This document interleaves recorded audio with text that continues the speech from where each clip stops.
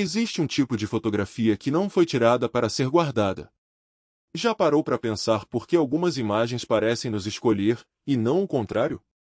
Foi tirada porque alguém, num momento qualquer de uma tarde comum, sentiu que aquele momento precisava ser retido, sem saber ainda por quê. Sem saber que um dia aquela imagem seria a única janela de volta para um mundo que deixaria de existir. Esta é uma dessas tipos fotografias, mas o que exatamente essa imagem carrega que nenhuma outra conseguiu guardar? Uma casa de frente larga.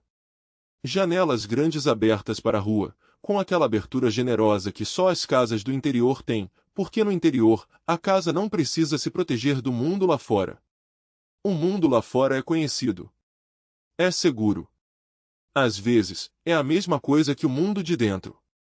No quintal que aparece parcialmente no canto direito da foto, uma mangueira velha joga sombra sobre o chão de terra vermelha batida. Não há pessoas na fotografia. Mas há uma sandália infantil esquecida na soleira da porta, e essa sandália diz mais sobre a vida que acontecia ali do que qualquer retrato de família poderia dizer. Aquela casa tinha cheiro. Tinha som.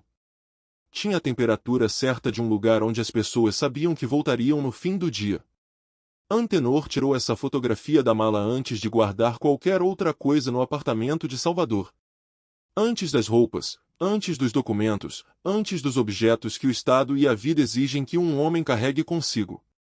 A fotografia foi a primeira coisa que saiu da mala e a última que ele olhou antes de dormir naquela primeira noite. Ela não ficou num porta-retrato. Ficou dobrada no bolso da calça. Depois, num canto da gaveta da mesa de cabeceira. Num lugar de fácil acesso, mas não à vista. Porque há coisas que precisamos perto sem conseguir suportar olhar direto. Seja bem-vindo ao terceiro capítulo da saga O Homem que a Cidade Engoliu. Nos capítulos anteriores, conhecemos quem Antenor era antes de chegar e sentimos o impacto do primeiro contato com Salvador. Hoje, vamos entrar na casa. Vamos ver o que acontece quando a família inteira precisa aprender a viver num espaço que não foi feito para eles, e como cada um encontrou o seu próprio jeito de sobreviver a esse aprendizado. Alguns aprendizados nos ensinam a crescer. Outros nos ensinam apenas o tamanho do que perdemos. Helena era o tipo de mulher que o interior produz com uma frequência que a cidade nunca entendeu. Forte sem precisar anunciar a força, resiliente sem confundir resiliência com ausência de dor, capaz de segurar o mundo sem deixar que o mundo perceba o quanto isso pesa. Ela havia chegado a Salvador com 9 filhos, uma mala de roupas, uma caixa de utensílios de cozinha e a convicção silenciosa de que onde Antenor fosse, ela faria uma casa. Não porque fosse obrigação, porque era quem ela era. A construção do lar era sua forma de amor mais eloquente, mais constante, mais visível. E ela tentou. Deus sabe que ela tentou. Pendurou a toalha de crochê branca na mesa da sala, a mesma que ficava na mesa da casa de janelas grandes. Colocou o vaso de barro numa prateleira improvisada. Descobriu o mercado mais próximo, o açougue mais barato, a feira que acontecia às quintas com as ervas que ela conhecia. Aprendeu o nome do porteiro, o nome da vizinha do terceiro andar, o nome do cachorro que latia todas as noites sem que ninguém soubesse de quem era. Helena construiu uma rotina com a velocidade e a competência de quem entende que a rotina é a armadura invisível que protege uma família dos espantos do novo. Acorde, café, escola, almoço, dever, jantar, silêncio. Todos os dias. A repetição como antídoto para o caos. Os filhos mais novos se adaptaram com aquela maleabilidade da infância que é ao mesmo tempo uma dádiva e uma pequena traição, porque quando uma criança se adapta depressa, os adultos ao redor tendem a concluir que está tudo bem. E nem sempre está. Os mais velhos carregavam a adaptação de outro jeito. Com o entusiasmo que tinha dentro dele, se você olhasse de perto, uma discreta ansiedade de pertencer. A cidade oferecia possibilidades que o interior não tinha, escolas maiores, empregos diferentes, um futuro com mais formatos disponíveis.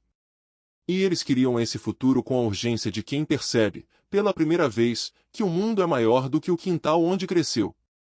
Mas havia algo que nenhum deles, nem Helena, nem os filhos mais velhos, nem as crianças que já não lembravam direito da casa de janelas grandes, conseguia nomear com precisão: a ausência de Antenor. Não a ausência física. Ele estava lá. Acordava, tomava café, ia ao trabalho, voltava no fim do expediente, sentava à mesa no horário do jantar. O corpo de Antenor estava presente em todos os momentos que uma família costuma contar as presenças. Mas havia algo nele que havia ficado na estrada de terra coberta de poeira. Algo que pertencia ao rio e à mata e à praça onde as pessoas sabiam o peso do seu nome. Esse algo não havia chegado a Salvador ainda. E com o tempo, a família foi começando a suspeitar que talvez não chegasse. Helena percebia.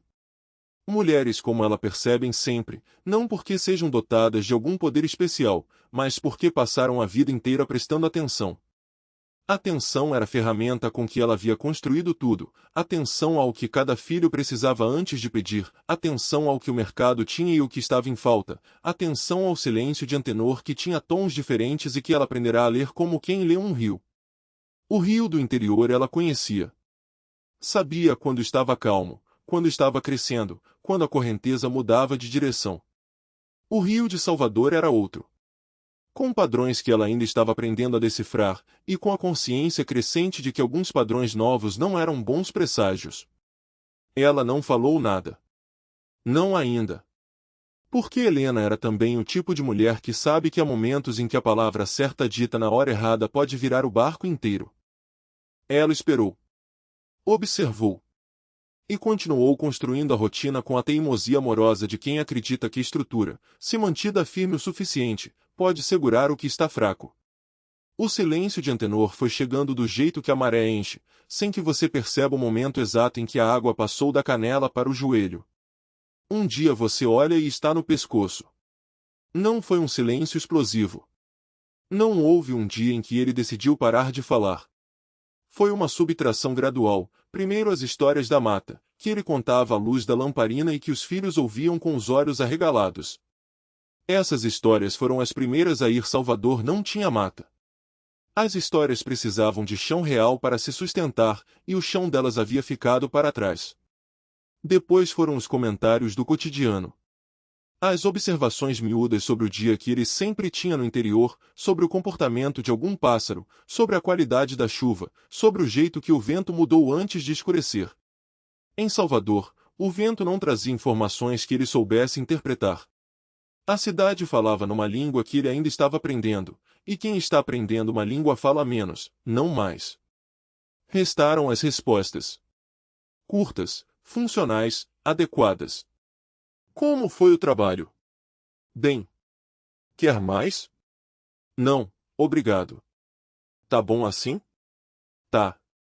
Os filhos foram ajustando a distância sem perceber que estavam ajustando.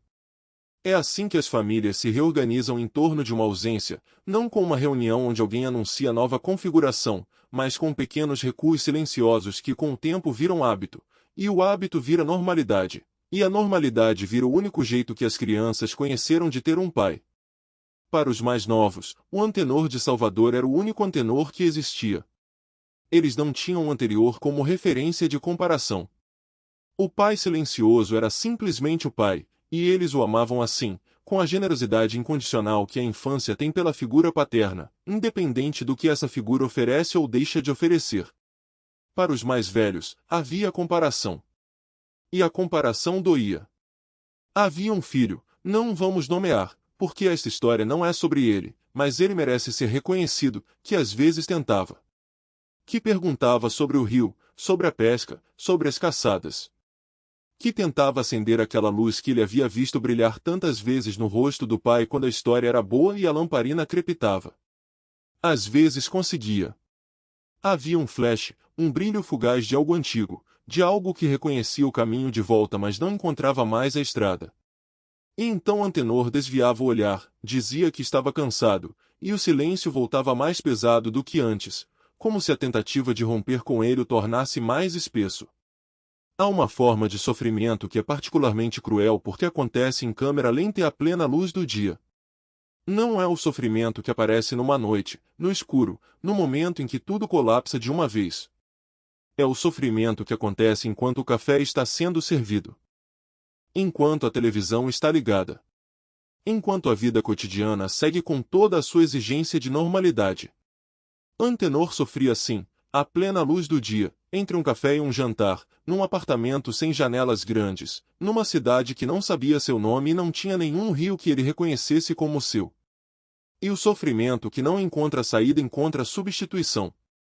A natureza humana tem horror ao vácuo, e quando o que preenchia a vida de um homem é arrancado sem ser substituído por nada de igual valor, esse homem vai encontrar, com a inevitabilidade de quem não tem outra opção, alguma coisa que ocupe o espaço. Não porque seja fraco. Porque é humano. No capítulo anterior, vimos o primeiro gole. Uma sexta-feira comum. Um colega que convidou. 40 minutos de trégua numa mesa de plástico numa calçada de Salvador. O que acontece depois de um primeiro gole não é imediato. Não é uma transformação noturna, não é uma virada de chave, não é um momento cinematográfico em que a vida muda de direção de forma clara e irreversível. É mais sutil. É mais paciente. É mais perigoso exatamente por isso. O que acontece depois de um primeiro gole é uma segunda sexta-feira. E depois uma terceira. E depois uma quarta-feira também, porque a quarta tinha sido difícil e a sexta ainda estava longe.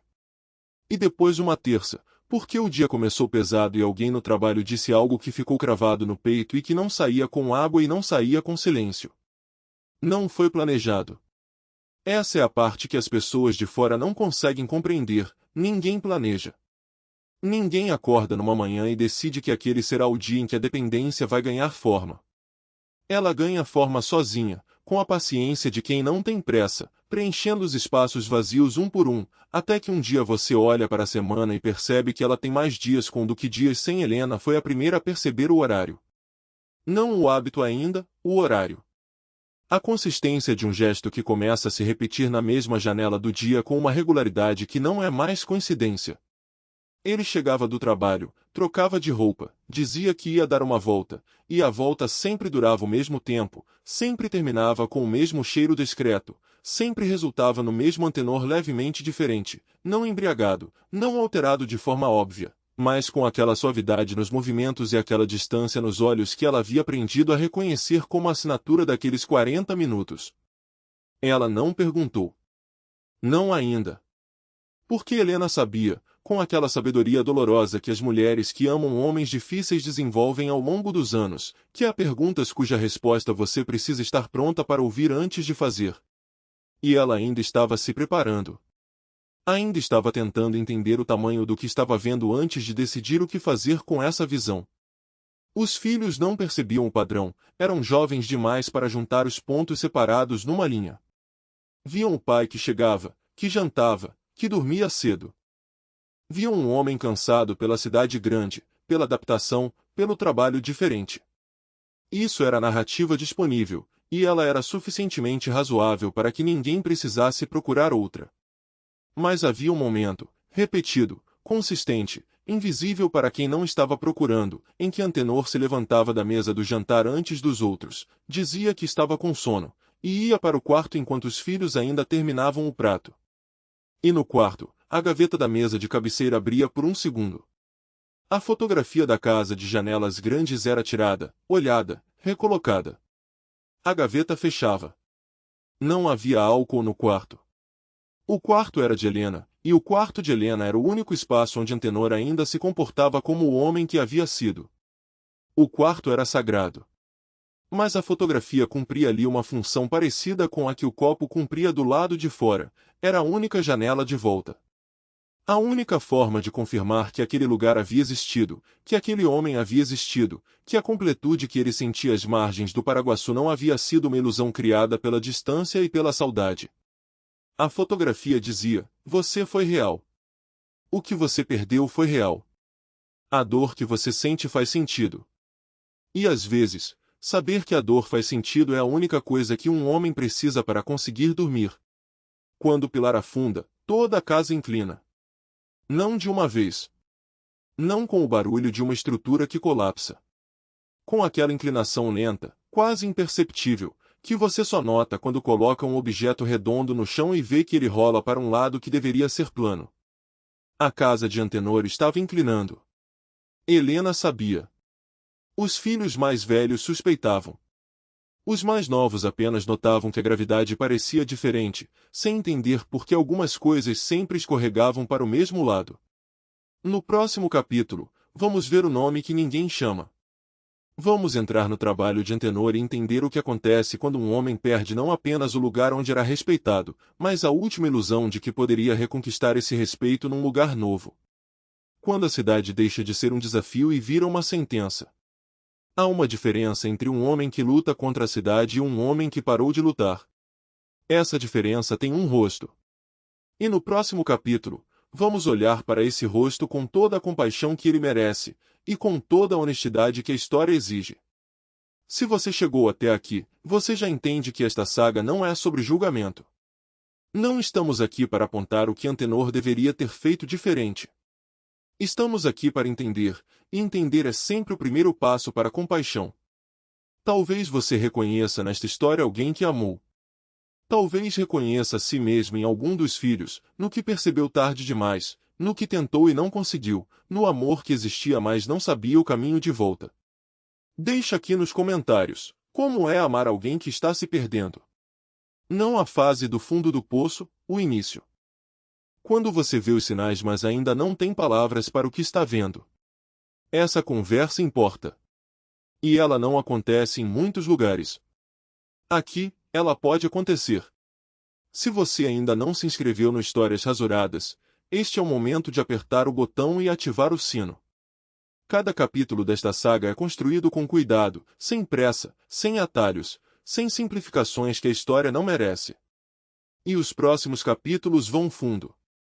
Vão para os lugares que a família de Antenor demorou anos para conseguir olhar. Você vai querer estar presente quando chegarmos lá. Inscreva-se. Ative o sino. A casa de Antenor tem mais quartos. E cada um deles tem uma história que esperou décadas para ser contada. Até o próximo capítulo. A fotografia ainda está na gaveta. E a gaveta ainda fecha. Por enquanto.